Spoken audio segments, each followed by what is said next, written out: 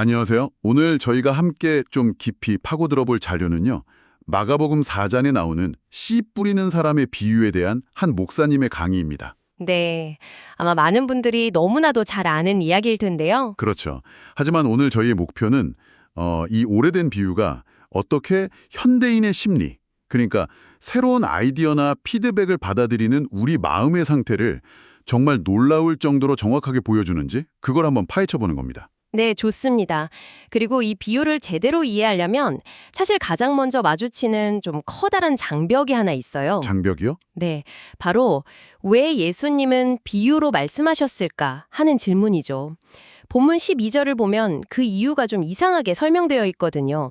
일부 사람들이 보기는 보아도 알지 못하고 듣기는 들어도 깨닫지 못하게 해서 죄사함을 받지 못하게 하려는 거다. 이렇게요. 잠시만요. 일부러 못 알아듣게 하려고 비유를 썼다는 건 정말 충격적인데요. 그렇죠. 마치 의사가 환자한테 일부러 어려운 전문 용어만 써서 치료를 포기하게 만드는 것처럼 들리기도 하고요. 이게 정말 그런 배타적인 의도였을까요? 아니면 우리가 뭔가 놓치고 있는 다른 뜻이 있는 걸까요? 비유가 아주 적절하네요.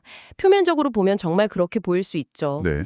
하지만 이 강의에서는 그 구절이 완전히 새로운 말이 아니라 구약 성경 이사야서 6장의 예언을 그대로 인용한 것이라는 점을 짚어줍니다. 인용한 거군요. 네, 여기서 핵심은 이게 하나님이 누군가를 임의로 탈락시키는 선발 조치가 아니라는 거예요. 선발 조치가 아니다. 오히려 그 이전에 수많은 선지자들의 외침을 계속해서 거부하고 마음을 닫아버린 사람들, 그 사람들의 태도에 대한 결과적인 조치라는 해석입니다. 그러니까 순서가 다르다는 거네요. 하나님이 먼저 마음의 문을 닫으신 게 아니라 맞습니다. 사람들이 먼저 계속해서 문을 닫았기 때문에 결국에는 들어도 들리지 않는 상태. 그러니까 영적인 귀가 먼 상태가 되어버렸다는 말씀이시군요. 바로 그겁니다. 듣고자 하는 의지가 완전히 사라진 상태가 오래 지속되니까 결국 깨달음 자체가 불가능해진 일종의 재앙 같은 상황을 묘사하는 거죠. 그렇군요. 결국 모든 것의 시적과 책임은 메시지를 받아들이는 사람의 태도에 있다는 것. 이게 이 비유 전체를 관통하는 가장 중요한 전제입니다. 모든 게 듣는 사람의 태도에 달려있다. 그렇다면 이 비유에 나오는 네 가지 종류의 밭이 바로 그 태도의 네 가지 유형을 보여주는 완벽한 예시가 되겠네요. 네, 맞습니다. 첫 번째는 어떤 모습인가요? 첫 번째는 길가입니다. 말 그대로 사람들이 너무 많이 밟고 지나가서 땅이 딱딱하게 굳어버린 곳이죠. 씨앗이 아예 들어갈 틈조차 없는 땅이요. 이건 마음의 문을 완전히 닫고 들을 생각조차 없는 상태를 의미합니다. 강의에 따르면 이런 마음에는 말씀이 떨어지자마자 사탄이 와서 그 씨앗을 즉시 채워간다고 해요. 아예 기회조차 없는 거군요. 네, 애초에 싹을 틔울 기회 자체가 없는 가장 완고한 상태라고 할 수 있습니다. 그럼 두 번째, 돌밭은요. 처음엔 반응이 좋다는 점에서 오히려 더 흥미로운데요. 말씀을 듣고 즉시 기쁨으로 반응한다고 하니까요. 맞아요. 열정적으로 시작했다가 금방 식어버리는 모습. 우리 주변에서도 흔히 볼 수 있잖아요. 거창하게는 신앙이 아니더라도 새해 다짐이라든지요. 그렇죠. 이 강의에서는 그 근본적인 원인을 뭐라고 짚어주냐면요. 네. 바로 감정적 동의와 의지적 결단의 차이로 설명합니다. 돌밭은 메시지를 들었을 때 감정적으로는 뜨겁게 동의하고 기뻐해요. 감동은 받았지만 결단은 하지 않았다. 이런 거군요. 정확합니다. 하지만 자신의 삶을 바꾸려는 의지적 결단, 즉 삶의 깊은 곳까지 뿌리를 내리지는 않은 상태인 거죠. 뿌리가 없군요. 네. 당시 갈릴리 지역의 농업 환경을 생각하면 이 비유가 더 생생하게 다가오는데요. 석회암 지대 위에 흙이 얇게 덮인 곳이 많았거든요. 겉보기에는 멀쩡한 흙 같은데. 맞아요. 조금만 파보면 바로 단단한 돌층이 나오는 거죠. 뿌리가 깊이 내릴 수가 없는 환경입니다. 그렇군요. 강의에서는 이걸 현대적인 예로 유행에는 민감하지만 헌신은 없는 태도에 비유합니다. 재밌네요. 입으로는 주를 위해, 교회를 위해 모든 걸 바치겠다고 뜨겁게 말하지만 정작 말씀 때문에 내 생활, 예를 들어 주말에 운동 시간이나 사교 모임 같은 걸 조금이라도 손해봐야 하는 상황이 오면요. 네. 그 작은 시련조차 견디지 못하고 바로 넘어지는 겁니다. 감정이 식으면 모든 게 끝나는 거죠. 세 번째 가시떨기 밭은 씨앗이 자라긴 한다는 점에서 앞선 둘과는 좀 다르네요. 네, 성장은 하죠. 하지만 결국 열매를 맺지 못한다니 어떻게 보면 더 안타깝게 느껴지기도 합니다. 분명히 가능성은 있었는데 무언가의 발목을 잡힌 거니까요.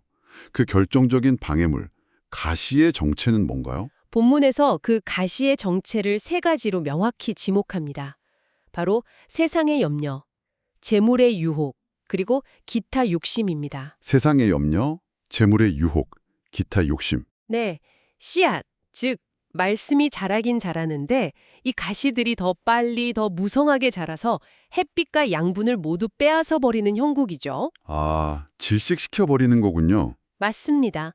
결국 말씀의 성장을 막아버리는 겁니다. 정말 현대인의 삶을 요약한 것 같은 단어들이네요. 그렇죠. 이렇게 살아도 괜찮을까? 노후는 어떡하지? 같은 끝없는 염려. 더 많이 갖고 싶고 더 높아지고 싶은 재물에 대한 유혹, 그리고 그 외에 인정받고 싶은 욕구, 즐기고 싶은 욕구 같은 수많은 욕심들이 우리 마음속에서 너무나 큰 자리를 차지하고 있는 겁니다. 말씀이 자랄 공간 자체가 없는 거죠. 결국 앞선 세 밭은 완고함, 얄팍함, 그리고 세상적인 염려라는 각기 다른 이유로 실패하게 되는군요. 그렇습니다. 그렇다면 마지막 네 번째 밭인 좋은 땅은 이 모든 것을 극복한 상태겠네요. 어떤 특징을 가지나요? 네, 좋은 땅은 다른 게 없습니다. 말씀을 듣고 그것을 온전히 받아들인 마음의 상태를 말합니다. 외부의 방해나 내부의 연약함, 그러니까 돌이나 가시에 지지 않고 그 말씀을 삶으로 살아내서 마침내 30배, 60배, 100배의 결실을 보는 상태죠. 아, 강의에서는 바로 이런 사람이 하나님 나라에 속한 사람이라고 정의해야 합니다. 이 비유는 결국 열매를 맺었느냐, 맺지 못했느냐, 그 결과로 모든 것을 말해주고 있습니다. 자, 그렇다면 이 강의는 이 네 가지 밭의 설명을 단순히 지식으로 전달하는 데서 그치지 않고요. 이걸 우리 자신을 비추는 거울로 삼아라고 아주 강력하게 권하고 있습니다. 맞습니다. 지금 여러분의 마음 상태가 이 네 가지 밭 중 어디에 가장 가깝다고 느끼시는지 직접 질문을 던지는 거죠. 네. 예를 들어서 요즘 미래에 대한 걱정 때문에 잠 못 이루는 날이 많다면 내 마음이 가시떨기 밭은 아닌지, 혹은 교회에서 말씀을 들을 땐 너무 은혜롭고 즐거운데 막상 삶의 현장에서는 아무런 변화가 없다면 내가 돌밭은 아닌지 스스로 진단해 보라는 겁니다. 더 나아가서 내 마음 밭에서 말씀이 자라지 못하게 방해하는 구체적인 돌이나 가시가 무엇인지 그 정체를 파악해보라고 촉구하는데요. 여기서 뿌리 내림을 방해하는 돌의 예로 든 것이 아주 인상적입니다. 어떤 거죠? 바로 내면의 상처와 그로 인한 고집입니다. 아, 상처요. 네. 특히 과거에 사람에게서나 어떤 사건을 통해 받은 깊은 상처가 하나님의 말씀조차 신뢰하지 못하게 만드는 단단한 돌층이 될 수 있다고 지적합니다. 그렇군요. 이때 강의에서 인용한 비유가 정말 강력한데요. 상처에 얽매여 누군가를 용서하지 못하는 것은 자신이 독약을 마시고 상대방이 죽기를 바라는 것과 같다는 겁니다. 와, 그 비유는 정말 충격적인데요. 자신이 독약을 마시고 상대방이 죽기를 바라는 것. 그렇죠. 상처에 얽매이는 게 결국 자기 파괴적인 행위라는 걸 이보다 더 강렬하게 표현할 수는 없을 것 같습니다. 이게 결국 뭘 깨닫게 하려는 걸까요? 결국 미움과 상처라는 그 독이 가장 먼저 해치는 것은 바로 내 자신의 영혼이라는 거죠. 아, 그 상처가 마음을 단단하게 만들고 어떤 새로운 은혜나 말씀도 들어오지 못하게 막는 불신과 고집의 돌멩이가 된다는 겁니다. 그 상처가 고집이 된다는 지적 정말 날카로운데요. 하지만 어떤 면에서는 상처받은 사람이 자신을 보호하기 위해서 단단해지는 건 좀 당연한 방어이지 않을까요? 네, 그럴 수 있죠. 이 강에서는 그 건강한 자기 방어와 성장을 막는 고집을 어떻게 구분하라고 조언하나요? 아주 중요한 질문입니다. 강의에서는 소신과 고집의 차이를 열매로 구분하라고 말합니다. 열매요? 네, 소신은 결국 선한 열매를 맺지만 고집은 열매를 막는다고요. 내 생각과 경험을 지키는 것이 하나님의 말씀보다 더 중요해질 때 그것이 바로 고집이라는 돌이 된다는 신호입니다. 아, 특히 고난이 찾아왔을 때 하나님이 정말 살아계시다면 왜 나에게 이런 일이? 라며 하나님을 의심하게 만드는 지점이 있다면 바로 그 부분이 내 안에 있는 가장 단단한 돌일 가능성이 높다고 진단합니다. 내면의 단단한 돌을 점검해 봐야겠네요. 그렇다면 성장을 방해하는 그 말씀의 양분을 빼앗아가는 가시에 대해서는 어떻게 설명하고 있나요? 가시의 대표적인 예로는 앞서 언급된 세상의 염려와 함께 남과 비교하는 마음을 듭니다. 비교하는 마음이요. 에너지를 가장 많이 빼앗아가는 것이 무엇입니까? 바로 그것이 당신의 영적 성장을 가로막는 가시일 수 있다는 거죠. 남과 비교하는 마음. 특히 요즘 같은 SNS 시대에는 정말 피하기 힘든 가시인 것 같습니다. 맞습니다. 저도 솔직히 잠들기 전에 SNS를 보다가 화려한 휴가를 보내는 친구, 큰 성공을 거둔 동료 소식을 보면 괜히 마음이 조급해지거나 제 삶이 초라하게 느껴질 때가 있거든요. 다들 그렇죠. 바로 그 순간 제 마음의 양분을 그 비교라는 가시들이 다 빼앗아가고 있는 거죠. 말씀이 주는 평안과 감사가 들어설 자리가 없어지는 겁니다. 결국 이 비유 전체가 씨앗이 얼마나 좋으냐의 문제가 아니라 그 씨앗을 받는 우리 마음밭이 어떠한가에 대한 이야기라는 점을 다시 한번 상기시키는 부분입니다. 자, 오늘 이야기를 정리해 보겠습니다.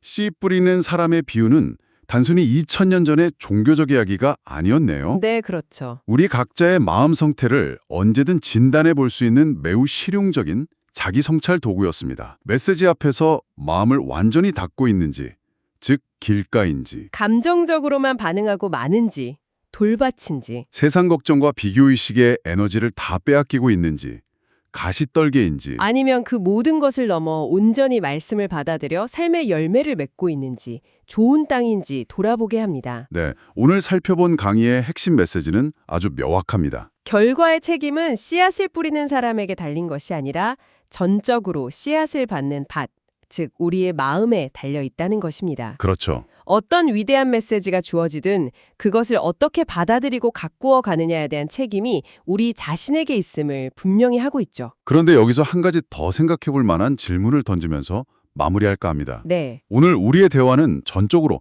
밭의 상태, 즉 메시지를 듣는 우리의 태도에 초점을 맞췄습니다. 하지만 씨를 뿌리는 사람은 어떤가요? 아, 농부 말이군요. 네, 이 비유 속 농부는 길 가던 돌밭이든 가시떨기든 가리지 않고 모든 곳에 아낌없이 씨앗을 뿌립니다.